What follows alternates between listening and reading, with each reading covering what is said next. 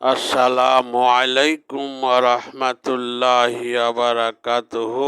আসুন দিন দরদে ও সোনামানিক ভাইয়েরা, আজকে আরো কিছু কোরআন হাদিস থেকে আলোচনা শুনি এবং আমল করার চেষ্টা করি। তাই আল্লাহ তাআলা প্রথমে সূরা বাকারায় কি বললে দেখেন। আয়াত হচ্ছে 155 ও 168 নম্বর আয়াত। আল্লাহ তাআলা বলছে, শয়তানের অনুসরণ করো না। তোমরা শয়তানের অনুসরণ করো না। তোমরা শয়তানের অনুসরণ করো না। সে তোমাদের প্রকাশ্য শত্রু, সে তোমাদের প্রকাশ্য দুশমন, সে তোমাদের প্রকাশ্য ক্ষতিকর। সে তোমাদের একেবারে তোমাদেরকে ফাঁসানোর চেষ্টা করবে এবং যে কোনো সময় তোমাদেরকে সে ফাঁসিয়ে দিবে এবং ফাঁসিয়ে দেওয়ার সে সারাক্ষণ চেষ্টায় রয়েছে। এই জন্য তোমরা শয়তানের সাথে বন্ধুতালি করো না, শয়তানের সাথে তোমরা কুটুমতালি করো না, শয়তানের সাথে তোমরা শয়তানের গোলামি করো না এবং শয়তানের অনুসরণ করো না। কারণ হচ্ছে সে তোমাদের জাতীয় শত্রু, জাতীয় দুশমন।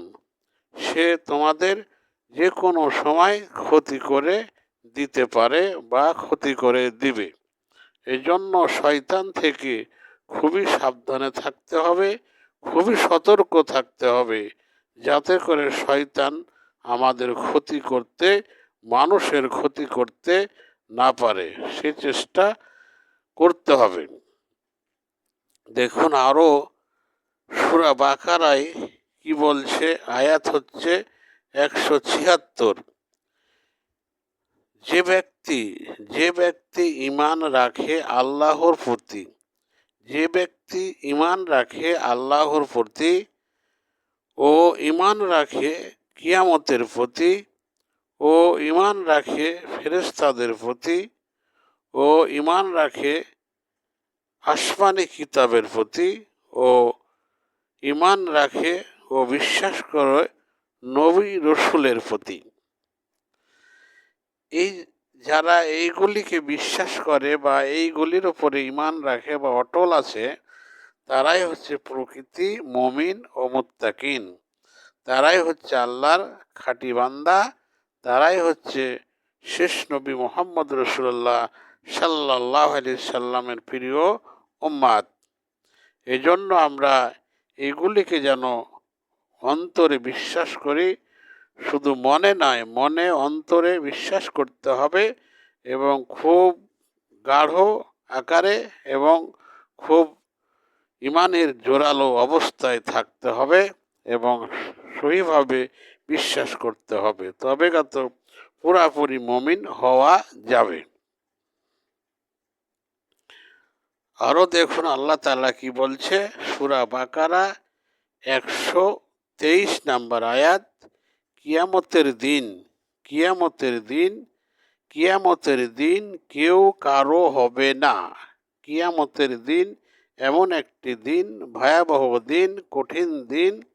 সেই দিনকে কেউ কারো হবে না, কেউ কেউ কারো সার্টিফাই করিবে না এবং কেউ কাকে চিনতে পারিবে না এবং না পারবে ছেলে মাকে, না পারবে মা ছেলেকে, না পারবে স্বামী স্ত্রীকে, না পারবে স্ত্রী স্বামীকে। এরকম পরস্পর কেউ কাউকে চিনতে পারবে না। আপন আপন ইয়ানাফসি করবে, তারা নিজেকে বাঁচার চেষ্টা করবে। আর সেই দিনকে হইবে সবার, সেই দিনকে হবে, সেই দিনকে হবে সবার ইমাম। ইমাম হচ্ছে আমাদের জাতির পিতা ইব্রাহিম আলাইহিস সালাম। সেই দিন সবার ইমাম হবে আমাদের জাতির পিতা ইব্রাহিম আলাইহিস সালাম।